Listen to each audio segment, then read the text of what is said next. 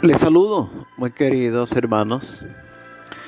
La liturgia de la palabra de hoy en la Eucaristía nos presenta un fragmento del relato de la creación. La palabra de Dios nos invita a acoger la vida como un regalo de Dios para que seamos un don para el mundo. Solo haciendo vida el Evangelio y participando de su dinamismo, podemos ser generadores de hermandad.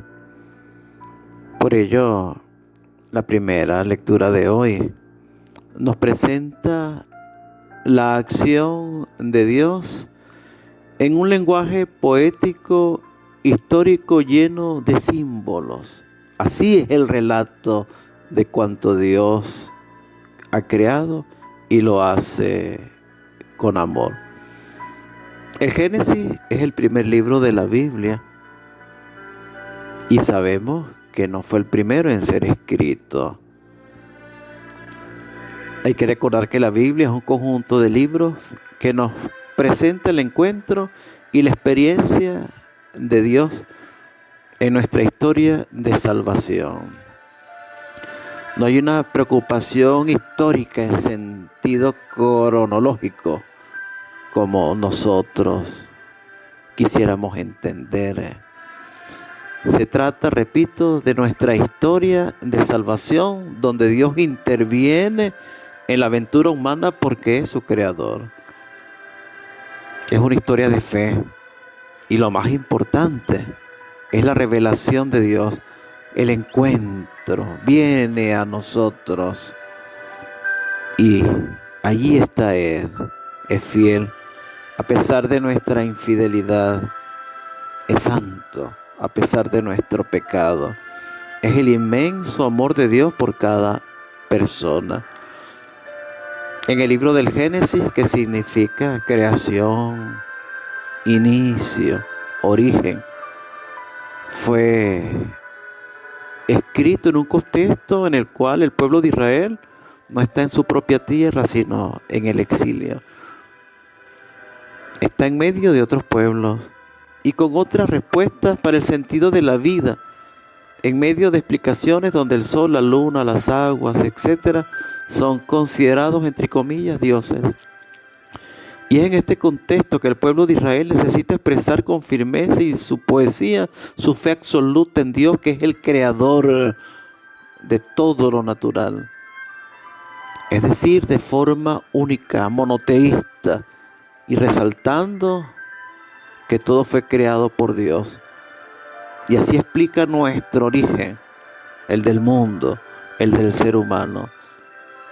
Hoy se nos presenta esta parte del relato y que inicia declarando con solemnidad: en el principio Dios creó los cielos y la tierra. Y a continuación presenta una realidad de caos, confusión, oscuridad y abismo. Se resalta entonces que es el Espíritu de Dios que aleteaba por encima de esta realidad, quien da forma y vida. Se explica así que solo en Dios y a partir de Dios existe la vida. Dios es presentado como lo que Él es, con amor, y se preocupa desde el amor de crear y de allí al ser humano. Comienza con la luz, el firmamento, la tierra, la vegetación, el sol, la luna, las estrellas. Una infraestructura sin la cual no podríamos vivir. Dios crea todo lo necesario para la vida. Una interrelación profunda entre el mundo y las personas. La armonía de Dios y su amor se hace presente. En el Evangelio de hoy se nos presenta en pocas palabras cómo la gente reconoce a Jesús y acuden a Él de forma numerosa. Hay entusiasmo, movimiento, solidaridad.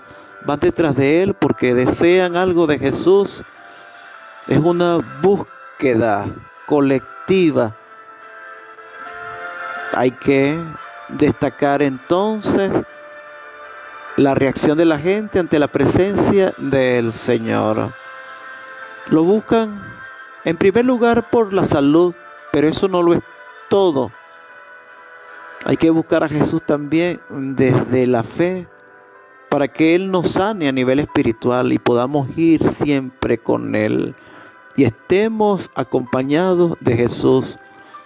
El Evangelio de hoy nos toca frente a la pandemia que estamos viviendo y que el Señor sane al mundo y que nos abrace nuevamente con misericordia, siempre y cuando lo busquemos y caminemos juntos con Él, porque es el único que vive y reina por los siglos de los siglos. Amén.